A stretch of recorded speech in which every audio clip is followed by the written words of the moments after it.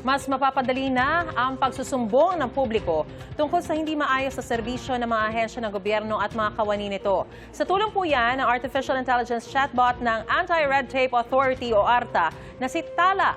May unang balita si JP Soriano. Bakit ganyan ang employee niya? Report mo. Ano ba yun? Bakit Magre-resign. nasa government kayo? Magre-resign. Grabe. Grabe.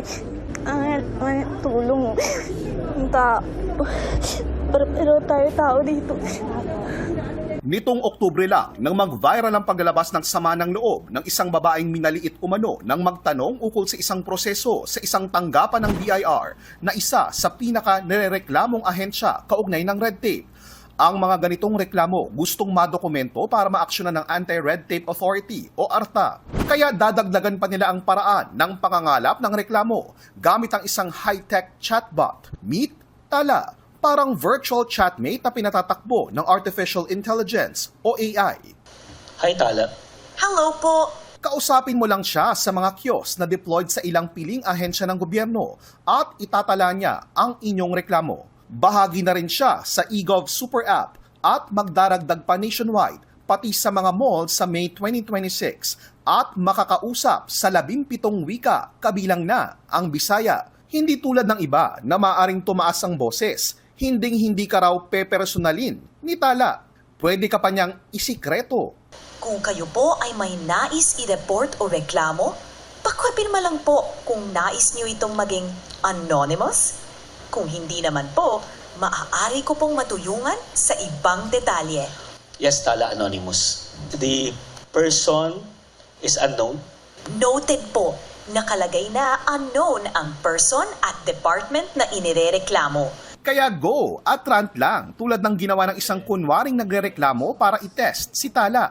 Ang nirereklamo ko ay dahil sa hanggang ngayon hindi pa lumalabas yung aking driver's license. Salamat sa pagbabahagi. Nire-report ko na po na ang reklamo ninyo ay tungkol sa hindi paglabas ng inyong driver's license. Umaabot na sa mahigit 200 reklamo ang natanggap ni Tala na agad namang naiva-validate ng ARTA at ipapadala sa Committee on Anti-Red Tape ng inirereklamong ahensya.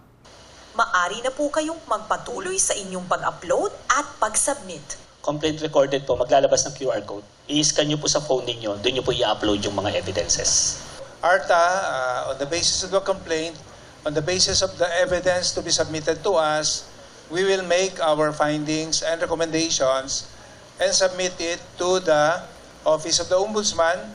Ayos naman ito sa mga ilang empleyado ng gobyerno, basta hindi nila maaabuso. There are several cases na the complaint is actually not valid for us, and then it ends up like nagkakaroon na po ng harassment sa part po ng empleyado. So one of the concerns ng staff namin is how can we protect ourselves? Si Tala po, i-evaluate pa rin niya. Kung nakita natin na walang ebidensya, hindi natin yan i-consider as a valid complaint. So, ito po, we work talagang with due process. Ito ang unang balita, JP Soriano para sa GMA Integrated News. Gusto mo bang mauna sa mga balita? Mag-subscribe na sa GMA Integrated News sa YouTube at tumutok sa unang balita.